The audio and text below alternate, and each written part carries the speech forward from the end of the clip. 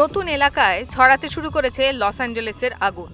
বৃহস্পতিবার সন্ধ্যা থেকে ওয়েস্ট হিলসে নতুন করে আগুন ছড়াতে শুরু করেছে বলে জানিয়েছে কাউন্টি শেরিফ রবার্ট লুনা।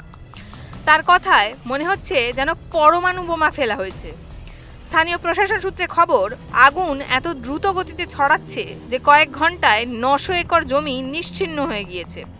এ পর্যন্ত 10 জনের মৃত্যুর খবর পাওয়া গিয়েছে। স্থানীয় প্রশাসন সূত্রে খবর, প্যাসিফিক প্যালিসেডে 19,000 একর জমি পুড়ে ছাই হয়ে গিয়েছে।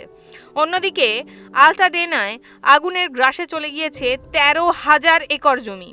এই দুই জায়গায় বসতি এলাকা আগুনের গ্রাসে চলে যাওয়ায় 10,000-এরও বেশি মানুষ গৃহহীন হয়ে গিয়েছেন। গত কয়েকদিন ধরে জ্বলতে থাকা ক্যালিফোর্নিয়ার আগুন সংকটকে নিয়ন্ত্রণে আনতে শেষমেশ ন্যাশনাল গার্ডকে ডাকা হয়েছে।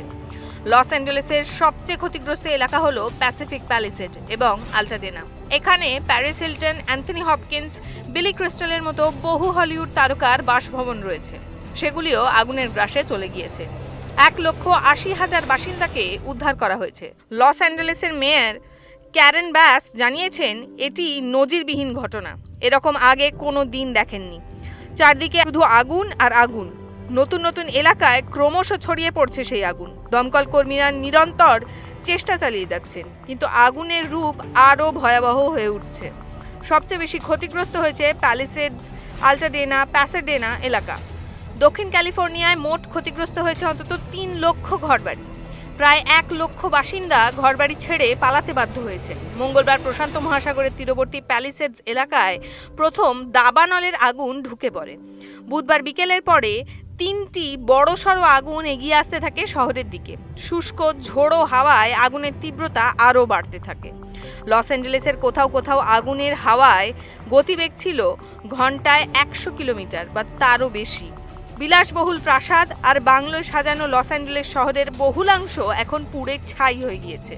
ফুরিয়েছে জল, বিদ্যুৎহীন বিস্তীর্ণ এলাকা। সাধারণত জুন এবং জুলাইয়ে দাবানলের ঘটনা ঘটে থাকে ক্যালিফোর্নিয়ায়। অক্টোবর পর্যন্ত তার জের থাকে, কিন্তু এবার ঘটনার ব্যতিক্রম লক্ষ্য করা গেল সেখানে। আর এখান থেকেই নানা রকম প্রশ্ন এবং সন্দেহের জন্ম নিচ্ছে।